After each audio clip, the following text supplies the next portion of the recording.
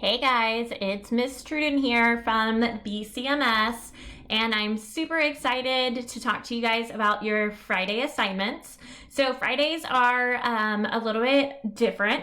We are going to be working towards creating our final culminating project at the end of the 9 weeks. So on Fridays, we are actually going to look into roller coasters and amusement parks. And at the end of the 9 weeks, you guys are going to work on a project where you're actually going to get to design your own amusement park. So we're going to take Fridays to learn about amusement parks, learn about what it takes to the math behind roller coasters and things like that.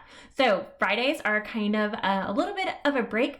But if you remember, Fridays are for private conferences for your teachers. So this is just kind of giving you a little bit of a break. And if you have a conference set up with your teacher, they'll take advantage of the Fridays. But for everybody else, we are going to